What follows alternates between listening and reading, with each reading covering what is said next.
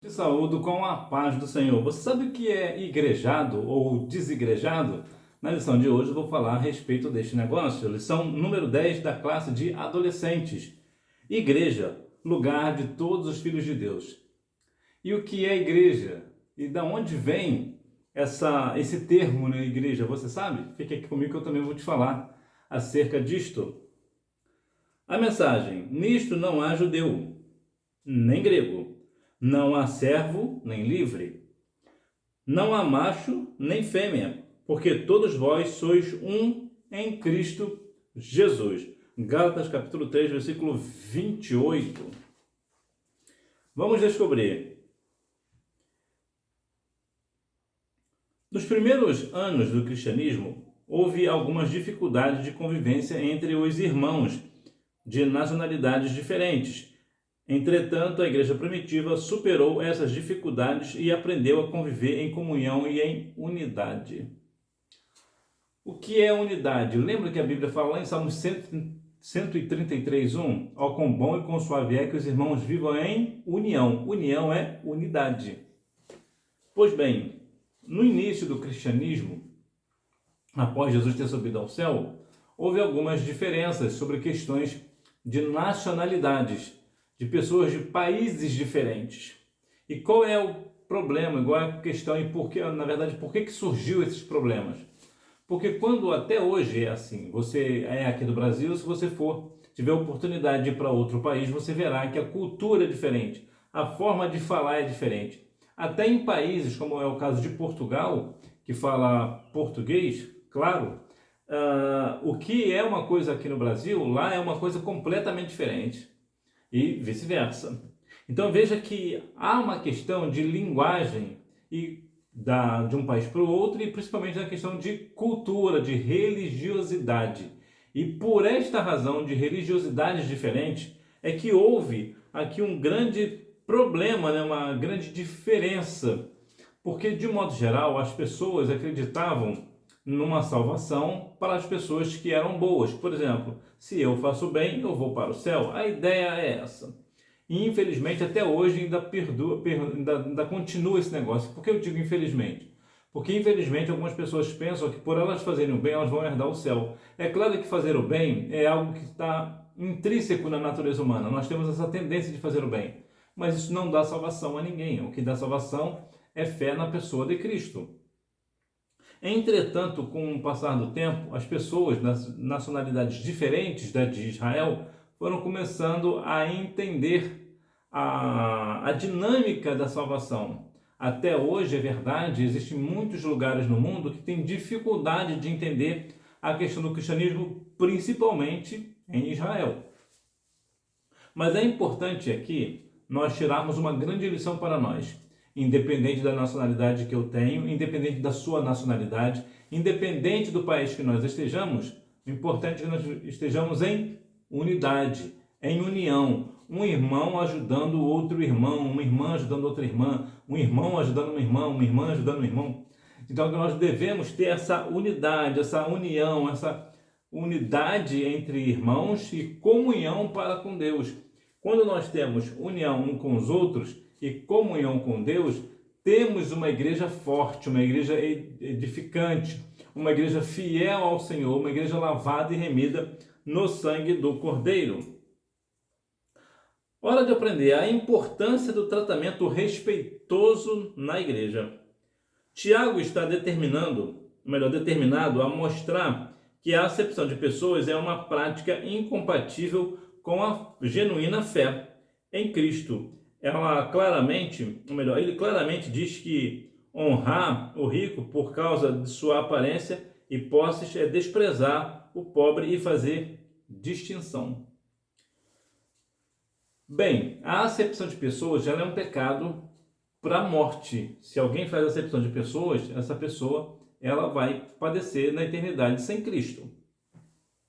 Temos aqui alguns problemas entre a questão do rico e pobre. Nós, de maneira nenhuma, devemos fazer distinção, mas nós sabemos que, infelizmente, é o que acontece principalmente na igreja. Principalmente na igreja. No mundo também se fazem muita distinção de pessoas para pessoa. Por exemplo, se uma pessoa que é rica postar uma coisa no Instagram, por exemplo, as pessoas curtem, dão um like, mas se uma pessoa pobre postar exatamente a mesma coisa, as pessoas não dão a mínima. Por quê? Porque é só um pobre que comentou, foi só um pobre, não tem o mesmo engajamento que fala, né?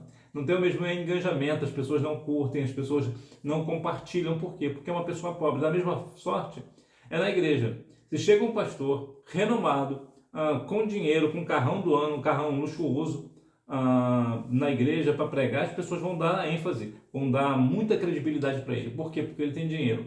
E é justamente sobre isso que Tiago estava fazendo o quê? Dando um puxão de orelha, né? No bom sentido da palavra. Por quê? Porque as pessoas estão fazendo distinção. Eu trato bem quem é rico na igreja, mas quem é pobre eu deixo de lado. Eu não me importo com essa pessoa. Então eu vejo que aqui é uma questão de aparência, né? As pessoas se ligam muito pela questão da aparência. Até hoje, por exemplo, tanto na questão de ser rico e de ser pobre, e também na maneira de se vestir. A pessoa pode até ser uma pessoa pobre, mas se veste bem, então a gente tem uma tendência a atender essa pessoa. Vou te dar um exemplo bem prático. Nós vivemos num país extremamente violento. Então, se porventura uma pessoa de terno e gravata chegar num condomínio de luxo, por exemplo, e quiser falar com alguém, a probabilidade do porteiro abrir a porta para esta pessoa é muito alta. Por quê? Porque essa pessoa, ainda mais se chegar com um carro de luxo, né? Porque essa pessoa chegou bem vestida. O fato da pessoa estar bem vestida dá a ideia que é uma pessoa de respeito, dá uma ideia que uma pessoa é de bom caráter, mas nós sabemos que isso não é verdade. Temos aí os políticos para nos provar isso. Andam de terno e gravata, mas vivem numa vida de corrupção. Então veja que aqui a grande questão é que nós não devemos julgar as pessoas pela aparência, pela questão do luxo, pela questão da riqueza ou da pobreza. Nós devemos fazer o quê? Ter em consideração que todos nós merecemos respeito dentro da casa do Senhor. Todas as pessoas que entram na igreja precisam ser respeitadas da mesma maneira, da mesma forma, quer seja um rei, quer seja um morador de rua. Nós devemos respeito a todas as pessoas, porque se nós estamos servindo a Deus, que não faz acepção de pessoas, e nós estamos tendo acepção de pessoas, então nós não estamos servindo ao Senhor. Verdadeiramente não. E mais uma vez eu quero enfatizar, uma pessoa que faz distinção entre rico e pobre, branco, negro ou qualquer tipo de acepção de pessoas, essa pessoa, se não se converter desses pecados, padecerá a eternidade sem Cristo.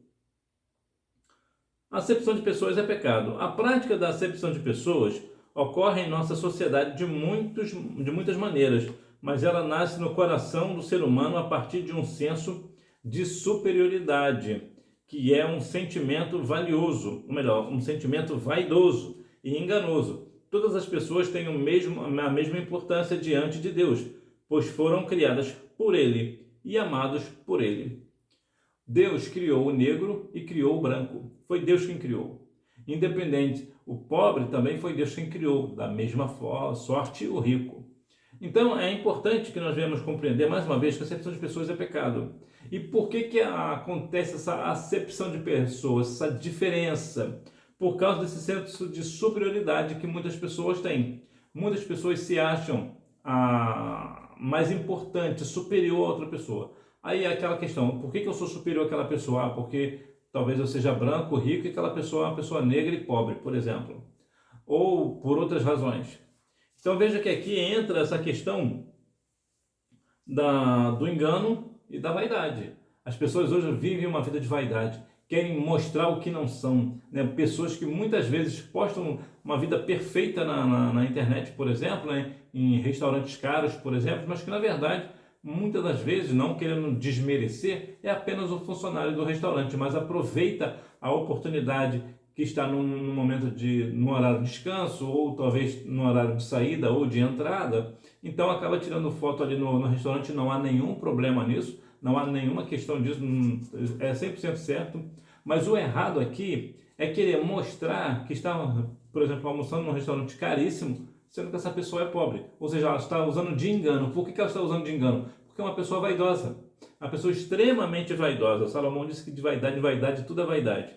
E também a questão do engano e da vaidade. Então, muitas vezes, as pessoas têm essa questão da superioridade.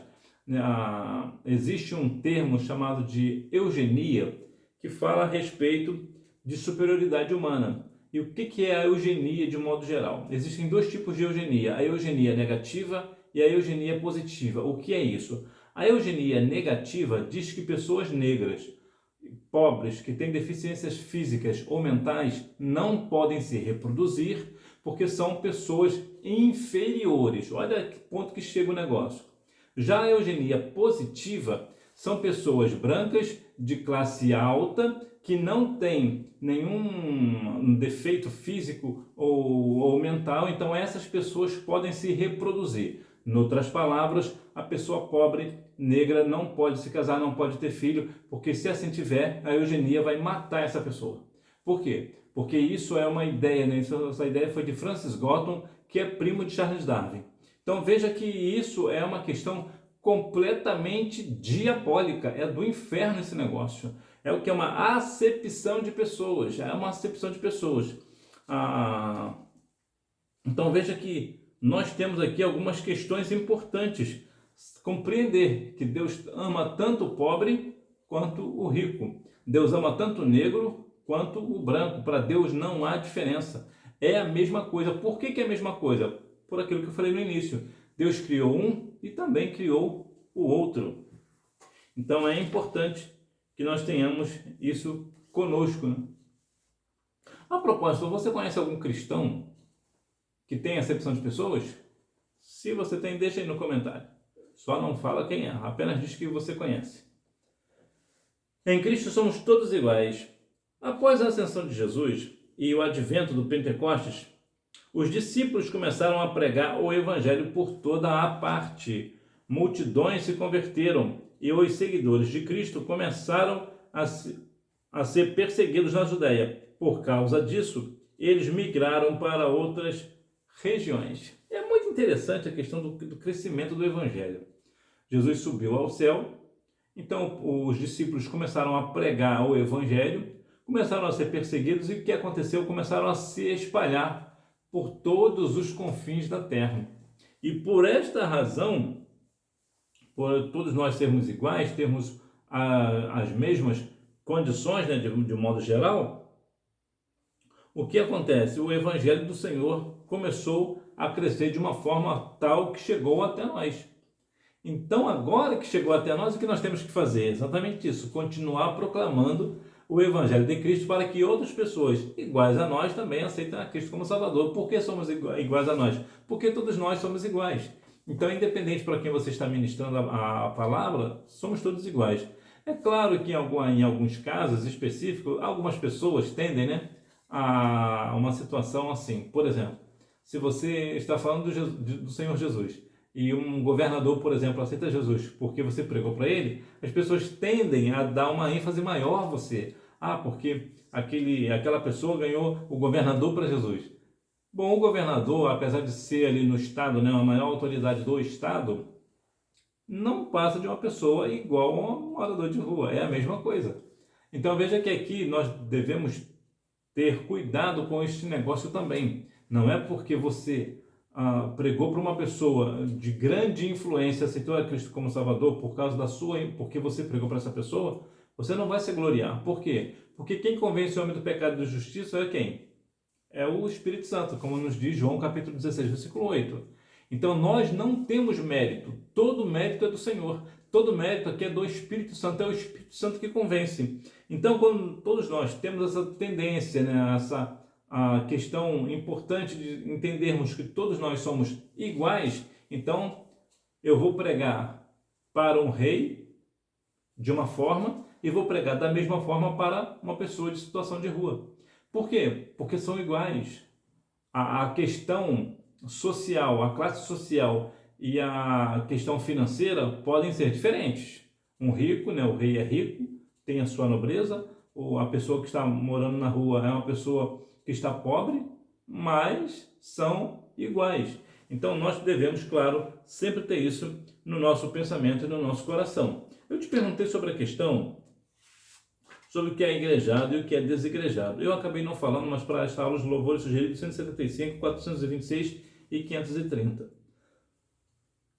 Normalmente as pessoas chamam de desigrejados aquelas pessoas que não vão à igreja. Por exemplo, eu aceito a Cristo como Salvador, mas não vou mais à igreja. Por que eu não vou mais à igreja? Porque eu acho que eu sou igreja sozinho, então eu não preciso de uma igreja. Eu mesmo ministro a ceia para mim, então eu não preciso mais ir à igreja.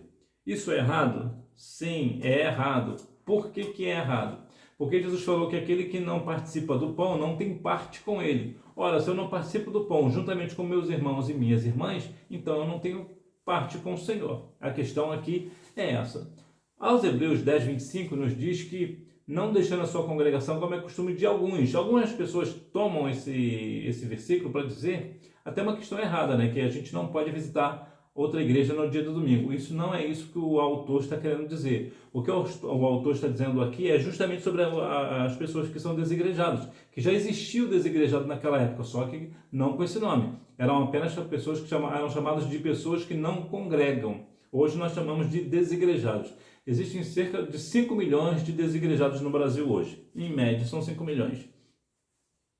Então, esse desigrejado, ele acha que ele não precisa ir à igreja porque ele está salvo na pessoa de Cristo, então ele não precisa ir porque ele é a igreja. Isso é errado. E o que é igrejado é o oposto. É a pessoa que acha que vai ser salva porque vai à igreja. Então veja que aqui os extremos aqui são completamente equivocados. Nós somos salvos pela fé em Cristo. E o que é igreja? Isso aqui é uma questão muito importante que nós devemos deixar claro. Por exemplo, a igreja, ela vem de um termo grego, né, que as pessoas chamam de eclésia. É verdade que eclésia é escrito assim mesmo, né? Eclésia, mas se lê eclesia. Isso aí é só para você quiser, por exemplo, falar com a sua mãe, né? Lembra que sua mãe falava com você? Acho que eu estou falando grego? Então, essa palavra eclesia é uma palavra grega. E o que ela significa? Muitas pessoas dizem que eclesia ou eclésia significa tirados para fora. Isso não é verdade. A palavra eclesia significa assembleia ou reunião. Então a igreja nada mais é do que o povo de Deus reunidos ou estão numa assembleia. Por exemplo, se as pessoas da sua igreja estão num parque de diversão, eu acho pouco provável de irem para um parque de diversão nesse contexto que eu vou dizer. Estão louvando ao Senhor num parque de diversão, o que estão ali? Eles estão numa igreja. Ou se vão para uma praça pública, o que é ali? É uma igreja. Agora, por que nós chamamos a igreja de igreja? Porque o nome não é igreja, o nome é templo. Nós vamos ao templo. Quem é que vai ao templo? As pessoas que fazem parte da igreja. Então você, juntamente com todas as pessoas da sua igreja, vão ao templo para adorar o nome santo do Senhor. E não, você sozinho, você não é igreja. Eu sozinho, eu não sou igreja, eu faço parte da igreja. Para em termos de construção, para a gente entender, é como se cada um de nós fôssemos um tijolo na igreja.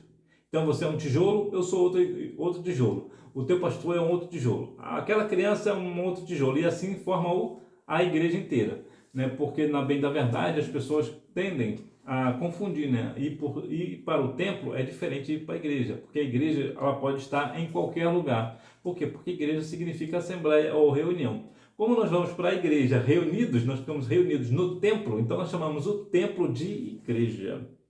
Então, essa questão é bastante peculiar, né? Conclusão. Acepção de pessoas é pecado e esta prática não deve existir entre os cristãos, pois Jesus amou a todos e morreu na cruz para salvar todo aquele que nele crê. Ou seja, se a pessoa negra crê em Cristo, ela será salva. Se o branco crer no Senhor, ele será salvo. Se o oriental crer no Senhor, ele também será salvo. E assim sucessivamente. Se uma pessoa pobre aceita Cristo como Salvador, ela será salva. Se uma pessoa rica aceitar a Cristo como Salvador, ela também será salva. Para Deus não há acepção de pessoas. Todo aquele, independente de classe social, raça, cor, independente, aquele que aceita Cristo como Salvador será chamado de filhos de Deus. E se falando em filhos de Deus, é importante deixar uma referência aqui para você, que está lá no livro de João, no capítulo 1. Eu vou ler aqui para você, para que nós venhamos compreender esse negócio. João capítulo 1, versículo 12 nos diz assim: mas a todos os que o receberam, aqueles que creem ao seu nome, deu-lhe o poder de serem chamados, feitos filhos de Deus. O que é isso na prática? As pessoas dizem que todas as pessoas são filhos de Deus. Não, isso não é verdade. Só é filho de Deus quem aceita Cristo como Salvador. A pessoa que não aceita Cristo como Salvador não é filho de Deus. É filho de quem? É filho das trevas. A palavra é pesada, né? Mas é isso. É filho das trevas. Pode ser uma pessoa que faz o bem, que não faz o mal para ninguém, é uma pessoa de boa índole, de bom caráter, mas é filho das trevas. Por quê? Porque é para as trevas que está caminhando. Está indo para as trevas. Aquele que não faz a vontade de Deus está fazendo a vontade de quem? Exatamente disso, exatamente isso. Está fazendo a vontade do adversário. Então, veja que é importante nós notarmos essas diferenças de filhos de Deus. Por que existe filho de Deus? Porque existem filhos do diabo, como o próprio Jesus falou certa vez, né? Vós sois filhos do diabo. Então, tem essa questão. Existe o filho da luz, né? Os filhos da luz e os filhos das trevas. Então, nós precisamos compreender que a igreja, ela é um lugar de todos os filhos de Deus. Você é filho de Deus? Então, o seu lugar é na igreja, louvando e engrandecendo o nome do Senhor. Agora, é importante notarmos a diferença entre igrejado e desigrejado. Desigrejado é aquela pessoa que acha que não precisa mais ir à igreja porque já está salva. Isso está errado. O igrejado é a pessoa que acha que está salvo porque vai à igreja. Então, ambos estão equivocados. Nós vamos para a igreja para adorar o nome santo do Senhor. Salmo 122:1 nos diz que alegrei-me quando me disseram, vamos à casa do Senhor. Então, estar na casa do Senhor é uma alegria. É uma dádiva do Senhor, é uma oportunidade única que temos de estar na presença de Deus, na beleza da sua santidade, juntamente com todos os irmãos e irmãs, louvando e engrandecendo o nome santo do Senhor. Vamos praticar, número 1, a forma como ricos e pobres eram tratados quando chegavam na reunião. Número 2, ela é geralmente antecedida pela prática do favoritismo e do do enganoso senso de superioridade. Repetindo, ela é geralmente antecedida pela prática do favoritismo e do engano, senso de superioridade. Do enganoso, eu errei de novo, né? Número 3, sim. Então, que nós venhamos a cada dia mais compreender que a igreja é lugar de todos os filhos de Deus. Os filhos de Deus têm um lugar. Qual é o lugar? A igreja. Então, vá à igreja. Não deixe de congregar. Sempre que você puder. Claro que existem algumas situações pelas quais nós somos impedidos de ir à igreja por alguma razão. Às vezes você tem uma prova importante no horário do culto, vai fazer a prova. Você tem um trabalho importante a fazer, ou você já trabalha, né, numa empresa, vai trabalhar. Você está estudando no horário do culto, vai estudar. Você não precisa ir à igreja nesses casos. Por quê? Porque é importante nós notarmos que a igreja, apesar de ser o lugar de todos os filhos de Deus, os filhos de Deus não precisam estar lá na igreja, digamos, todos os dias, todos os trabalhos. Se puder estar é bom? Sim. Se puder estar na igreja todos os dias, todos os trabalhos é bom. Entretanto, a igreja não é o mais importante. Pode parecer soar estranho, mas é verdade. O que é mais importante do que estar na igreja? Estar em comunhão com a família. A Bíblia diz lá em 1 Timóteo 5,8 que aquele que não cuida da família é pior do que o infiel e negou a fé. Então, de que adianta você estar brigado com a sua mãe, brigado com seu pai, ou com seu irmão, ou com a sua irmã, e a igreja? Deus não aceitará o seu culto. Você pode achar que está prestando o melhor culto do mundo, mas Deus não aceitará. Por quê? Porque você não está cuidando daquilo que é a grande instituição de Deus, que é a família. Se você está brigado com seu irmão, você tem que fazer o quê? Exatamente isso. Você tem que ir lá e se consertar com ele. Por quê? Porque senão Deus não aceitará a sua oferta de louvor, a sua oferta de ensino, ou seja, do que for. Então, há situações, por exemplo, o trabalho. O trabalho é mais importante do que a igreja. O seu estudo é mais importante do que a igreja. Então, se tiver conflito entre uma questão, por exemplo, você tem que estudar. Então, o culto é no mesmo horário que você estuda. O que você faz? Você vai estudar. A igreja você pode ir no outro dia. Vai de manhã, vai de tarde, vai à noite, ou vai no domingo. Mas eu não posso, eu fico semanas sem a igreja. Bom, se o seu motivo é justo, então você não precisa ficar fazendo isso ou aquilo, pensando isso ou pensando aquilo. Não é pecado não ir à igreja, desde que você tenha um motivo justo. Agora, é claro, você não vai ficar na sua casa, ou de pernas para o ar, podendo ir à igreja, né? Aí não. Eu tive um jovem que às vezes eu dava vontade de bater nele. Por quê? Porque ele não ia à igreja e ele fazia de tudo para ter uma desculpa para não ir à igreja. Hoje é um jovem que não está mais na igreja, ele não tinha compromisso com a igreja, e isso é ruim. E uma outra questão também sobre compromisso com a igreja, ter compromisso com a igreja é diferente de ter compromisso com Deus. Há pessoas que têm muito compromisso com a igreja, mas não têm nenhum compromisso com Deus. Nós devemos ter compromisso com Deus e compromisso com a igreja. Por quê? Porque uma vez que eu tenho compromisso com Deus e não tenho compromisso com a sua noiva, o negócio não está muito bom para mim, né? Então é claro que nós devemos tem situações e situações, a cada caso é um caso, mas de modo geral, né, no frigir dos ovos, verdade é que nós devemos ter comunhão com a igreja e comunhão com Cristo. Agora, há alguns casos também específicos. Por exemplo, há alguns casos que a pessoa tem comunhão com Deus, tem comunhão com o Senhor, mas não pode ter comunhão com a igreja. Por quê? Porque por alguma razão aquela igreja está fazendo algo que não é da vontade de Deus. Então essa pessoa não tem nenhum compromisso, não tem nenhuma obrigatoriedade de estar em comunhão com essa igreja. O ideal é o quê? Pedir a carta e ir para outra igreja que tenha comunhão com a palavra. Porque hoje nós vivemos num país que infelizmente as pessoas estão deixando de lado a palavra, não estão vivenciando a palavra. Às vezes até pregam bem, até ensinam bem, mas na prática não funciona. Então, se você está num lugar que você vê que a igreja não é aquilo que ela diz ser, o ideal é você pedir a sua carta e ir para uma igreja bíblica. Porque os dias são trabalhosos e muitas pessoas que hoje têm muito compromisso com a igreja, às vezes não é nem que não tenha comunhão com Deus, às vezes até tem, mas é muito raso. Por que é muito raso a comunhão que tem com Deus, com o Senhor? Porque perde todo o tempo na igreja. Acham que fazendo isso ou fazendo aquilo para a igreja está fazendo a obra do Senhor. Não, não está. Quer fazer a obra do Senhor? A obra do Senhor é feita fora da igreja. Dentro da igreja, nós vamos somente para quê? Para adorar o nome do Senhor. Quero fazer a obra do Senhor? Presídios, hospitais, praça pública para pregar o evangelho, condução, né, pública, né, dependendo da circunstância, se puder pregar dentro das conduções. É isso que é fazer o ID de Jesus. Se nós queremos, de fato, fazer a obra do Senhor, nós não conseguimos fazer a obra do Senhor dentro da igreja. Dentro da igreja não se faz obra do Senhor. Dentro da igreja nós cultuamos a Deus. É diferente. É completamente diferente. É claro que lá na igreja você pode ter um espaço lá específico para você buscar mais, para você orar melhor, né? Vamos assim dizer, né? Porque ali o ambiente é propício, né? Você está na sua casa, você vai orar, geralmente alguém chama, sempre acontece uma coisa. Na igreja não, na igreja ali é específico. Agora ali você está buscando para si.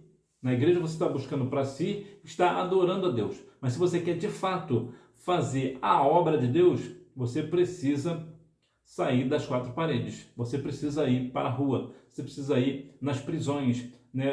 Os moradores de rua, por exemplo. Nós precisamos sair das quatro paredes. Se nós quisermos de fato fazer a obra do Senhor. Mas lembrando que a igreja é o lugar de todos os filhos de Deus. Portanto, você que é filho de Deus, claro, você estará sempre dentro da igreja, adorando e engrandecendo ao nome do nosso Senhor e Salvador Jesus Cristo. Que Deus e Cristo continue abençoando a sua vida e você me vê na próxima aula, se Deus quiser.